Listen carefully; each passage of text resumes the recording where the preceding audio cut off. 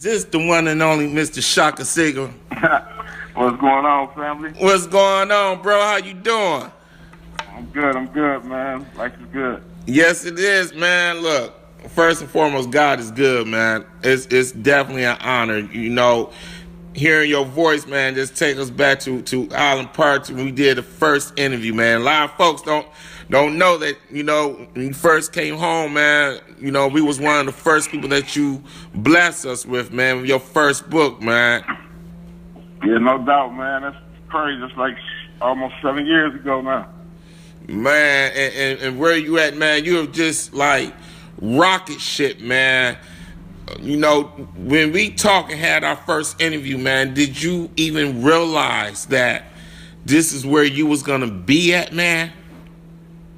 I get that question a lot, man, and people are always shocked when I tell them, yeah. But I'm a firm believer that you think into existence the life you want, and you got to believe it. You got to believe it before anybody else believes it. Yes, indeed. Yes, indeed. Man, look, life has just did a 360, man. Look, first and foremost, man, we wish you nothing but the best. Congratulations on the book, your success, man, and everything that you're doing, man. I know your son, Lil Man, is real proud of his dad. We're here in Detroit is proud of you, bro. I appreciate that, man. Ain't nothing like the D-Love, Yes, indeed, man. And thank you for not being one of them dudes, because a lot of cats has left Detroit, man, and forgot about where home is. And you one of them cats that have never forgot about home. I see that you was just here and of giving back to the community and speaking at a high school, man. Tell me, man, what it feels like to come back and share that knowledge and that love with your city, man. It always feel good, The reality is this is where I'm from, and I think it's important for people who come from where we come from to always come back whenever the opportunity presents itself. And, I'm not the only guy to do it. Big Sean, he actually do it as well. You know what I'm saying? Yes, so indeed. Shout out to Big Sean. He's always giving back to the high schools there. We've had the opportunity to work together on some stuff with the high school. So, a lot of times people think that you make it and you forget, but the reality is it takes a lot of work to make it. So, cats be busy, they be on the road, they grinding. But whenever we get that opportunity, we always back, Yes, indeed, bro. My mom, man, matter of fact, couldn't believe it. She was like, "Isn't that Shaka you had on your show?" And this is him, because she saw you on Soul for Sundays, man, on Oprah, and she couldn't believe it, man. How did that feel, man, when you first hooked up with Oprah, man, and knowing seeing how well she took to your book, man? That was the most humbling experience ever. We all know what Oprah means to a lot of our community. Yes, indeed. Yes, indeed. Now, how's life changed, man, from Detroit to now you reside in L.A.? It's definitely different. Like right now it's like 80 degrees out here. Man, bring some of that reverb back here, man. Yeah, but the reality is I moved out here because, I knew that I was at a different point in my career, and I knew that LA was a place for me to explore my creative side more. And so, I always miss home, though. That's the hardest part about it, because, the friends I love and care about, they still there. So, the great thing, man, is the world is smaller than we think a lot of times. People not scared to get on the flights. And, you got an opportunity to really still connect. And, I've been fortunate. I've had friends fly out from Detroit to come out and spend a few days with me. And whenever I get the opportunity, I try to get back to the city and do some cool stuff. So I'm looking forward to doing something there real soon. This project I'm working on, I can't disclose right now. Right. But I got a couple of projects that's really connected to the city. We'll be coming out there to shoot some stuff and do some real cool stuff. And I'll be looking for some local talent. So, I'm always keeping my ear out for ways that I can help other people who are trying to make it, because the reality is there's a lot of talented people in the world, and they just need opportunity. So I feel like my responsibility as an ambassador of the D is to make sure when there's an opportunity for people in the D who are doing creative stuff, that I extend that hand to them. Man, how does it feel, man, knowing that with your book, the way that your book has opened doors and influenced young people, it's made young people now, pick up a book and read, because we're living in this social media society now where a lot of people are reading books online, but you have made people, especially young people, start picking up a book and actually reading, man. How does that feel to have that impression? I mean, it feels amazing. I'm actually happy you asked that question because, I find myself constantly in conversation with people say, young black guys don't read or, young inner city kids don't read. And I know that to not be true. The reality is they'll read when they feel like the content is relatable to them or it adds value to their life. And a lot of times we're trying to force them to read stuff that's non-relatable. And so for me, it's really about connecting, kids to books that they care about and stories that they care about and being able to see so many kids not only read the book but get excited about it. I get a chance to go and speak at a lot of places, and I can tell you it's nothing like walking into a high school where the kids have already read the book. And it's crazy because I'm not, I don't do this for the celebrity part of it. This does come with it, and I humbly accept it and embrace it. But I can tell you, when I walk in them high schools, man, I have my little moment where I feel like a little rock star because the kids are so excited to meet me and to learn more and to talk about their journey and, share their writing with me. Like, I can't tell you how many kids have told me that I inspired them to be a writer. And anytime you can get kids to do stuff that people don't think they're capable of or that they don't think that they'll be interested in, it's just a real humbling experience. So I love seeing kids read. I donate books to schools. I donate books to juvenile detention centers. I donate my time. And I always try to encourage people, like, if you want to help, buy a kid a book, preferably buy them a copy of Right My Wrongs. But any book that you feel relates to their reality, get those books in their hands. And, I'm an ambassador of intelligence is the new gangster, so the more intelligent you are, the more gangster it is because you can move in the world in a whole different way. Yes, indeed. And speaking of kids, real quick, it was a story that touched my heart that was about the young girl that you had surprised her on her birthday or something like that. And she came in and saw your book and you surprised her on a date or something like that. Yeah, that was an amazing experience. So it's a young lady named Janelle.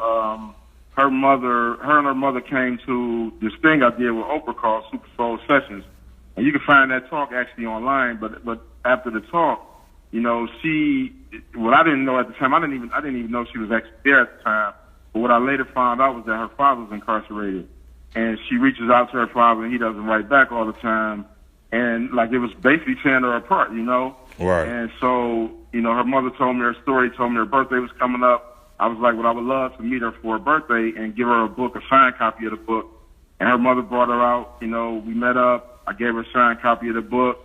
And I basically just told her, I was like, I know your dad doesn't write you, but I'm always here to, whenever you just need to feel like, connected. And actually, I'm looking forward to meeting up with her again soon. I just connected with her mother the other day, so we'll be looking to catch up soon. But she's doing amazing in school. Really brilliant young lady, and really she just wants the love of her father, and that's one of the things that incarceration does to families and kids. Is, it tears families apart, and it's hard for parents to connect with their kids. And, I know from my experience in prison, like sometimes guys won't write their kids because they're not that literate. And so, or they just feel that deep sense of shame and guilt, and that makes it scared for them to reach out. So I just told her, keep writing your dad.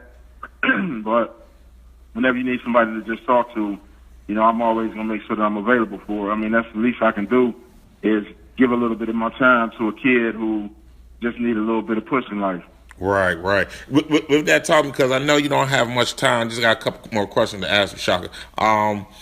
With the situation and the high of our black men in being incarcerated, do you look to talk with government or officials trying to set up some type of program to help the brothers when they coming out of prison to make it, they transition back into the world?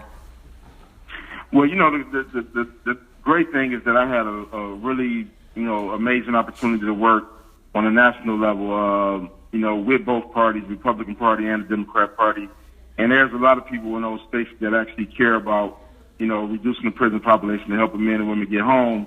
Unfortunately, we got a new administration, so we're not sure where that's going to go. Right. But it's not going to stop us from working on our end. But in the meantime, like in Detroit, there's two men who I work with. We were all incarcerated together, really dope guys. One guy, is Calvin Evans. He's my best friend, and he's working on helping men and women return to the community with a organization he got called Exit Us, and that's EXIT-us. And so he works with men coming home to help them, gain the skill set necessary to get a job when they get out or build their own business. And then there's Luck Inc., which is headed by my guy Mario Fiono, over there in Southwest. They actually just got a building. I think it's in Midtown or downtown. The building's relatively new, or it might be in Southwest. But they're doing amazing work over there. They actually just came up the last when I spoke up there. So it's people like right there in the community that's doing it. The big thing is that they need support. Financially, it's hard to run these organizations, and most of us, our budget is just our love and passion that we have for the work that we do. And so, these guys are working on shoestring budgets, and we're trying to get more foundations to support their work and to, donate to their cause. Most definitely. That's big up. I want to let you know, man, because I know you got Lil Man. Give Lil Man our love, man. We definitely support you, man. We appreciate you, man. And you know how much me and Kalu Jones appreciate you, bro. You know you are bro. You could have gone anywhere when you first came home, dude, and talk about your books and everything, but you gave us a chance and came over to Real 313, man. So, you family for life, bro. Man, appreciate that, bro. But I appreciate y'all, taking interest in my work when nobody knew my name. So, to me, it's important for us to come full circle, be able to have these conversations, these interviews, and, to me, it's nothing to take my time out to really just connect with people that care about the work and care about the community and that's using their platform for all the right reasons. So shout out to y'all for still rocking, man. Like a lot of people have given up, and y'all still rocking and still finding ways to get our stories out to the people, which is really important. Thank you, bro. And we was hoping to see you, man, because we heard your birthday is coming up soon. We was going to be out there on the West Coast in your neck of the woods. Yeah, I think I'm going to be gone, man. My girlfriend, she's an amazing singer, V. Bozeman, who, a lot of people know from Empire and, some of her amazing songs. She has an event coming up, so I'm going to celebrate and support her. She comes out and support me whenever I'm doing events, and, so it's important for me to get out and support her. So love trumps all right at the moment. As much as I love to rock out with y'all out here in L.A. and get into a little mischief, I got to handle my responsibilities as a king. You know what I mean? No doubt, man. Look, man, we love you, bro. You and Lil Man, y'all continue to be safe, man. We wish you nothing but the best from Real 313 Radio, man, and we look forward to seeing you when you come home, bro. No doubt. You stay blessed, man. What up, though? And let the people know, man, where they can get your book, man.